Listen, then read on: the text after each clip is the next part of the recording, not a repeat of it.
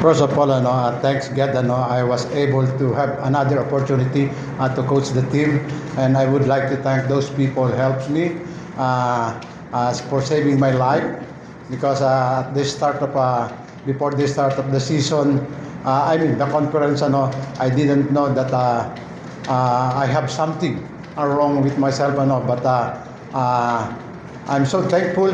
There's so many people trying to help me. And here, I'm back again to coach the team. I'm so happy to be back and give us another win. And I think this is my first time since May 15. And at the start, I'm really nervous because I'm just trying to feel the rhythm of the game. And I'm so happy because even though I'm not coaching in the past 6 games, I'm always in the practice. I'm trying my best to be with the team, to inspire them, But they want me to coach, so I'm here and thankful dahil I think baka 99% na ako, okay, thank God. But still have to recuperate, because as much as possible, I want to get back to where I am belong, And the reason for this win, I think, we're able to balance the scoring. And if you imagine, bench points namin is 63, and that's what I'm looking for the team. And at the same time, we're able to limit the pass break points of our opponent, which I think converges a very good pass break. And then another thing is the turnover. Turnover very limited, and we have a lot of assists. And you can see naman, Junmar, he don't want to score, but he has a lot of rebounds and assists, 10 assists and 21 rebounds, and that's the sign of a good player. He's not thinking of himself, he's thinking of his teammate. And George is playing really well because I know he has the rhythm, and we keep on communicating regarding this game and how I coach the team. But at the end of the day, we respect each other. Thank you, George. Thank you, Coach. Appreciate that. With that, we open the floor to questions from the media. George. George, good evening. George, was there a conscious effort to start off on a roll? Because last time against TNT, I think you struggled in the first half. But in tonight's game, I think you had 23 already in the first half. Was there a conscious effort to start strong? Absolutely. I feel like in the last in the games that we've lost, Atlantis and then also TNT, we didn't start off well. And credit to those teams, they came out early with aggression and they executed. And ultimately, we didn't match that energy. And so, Conversion is a good team. And so, it was important, absolutely, tonight. And I mentioned that to the team before the game, that, hey, let's come out like we're down 10.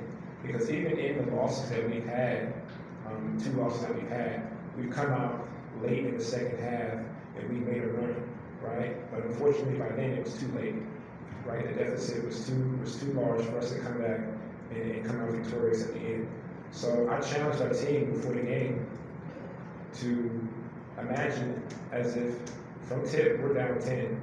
And so I believe we did a good job. We executed offensively. We got some stops. I think we showed moments defensively where we were really good for spurts.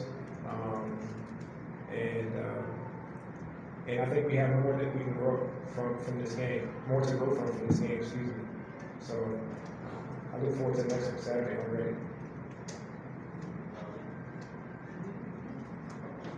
Coach, ano lang masabi mo sa offensive night ngayon ni Don?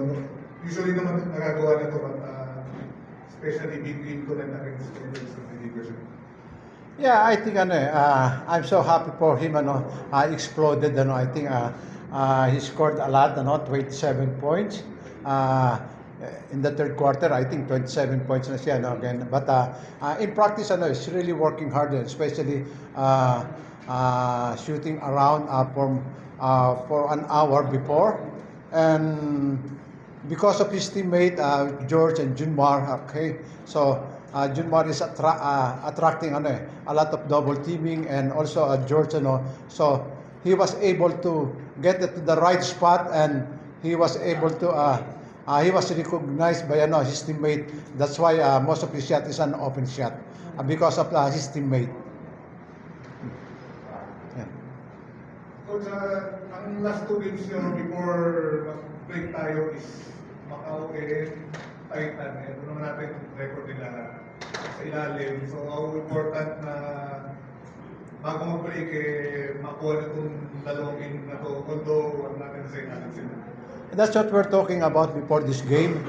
We need to win these 3 games for us before the break to assure to be in the top 4.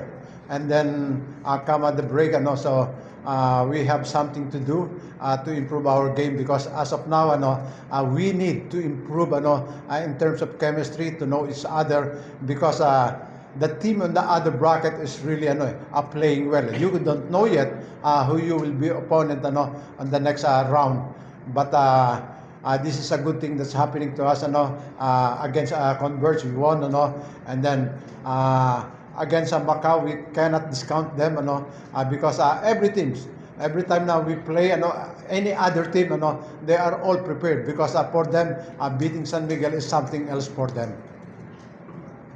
Coach,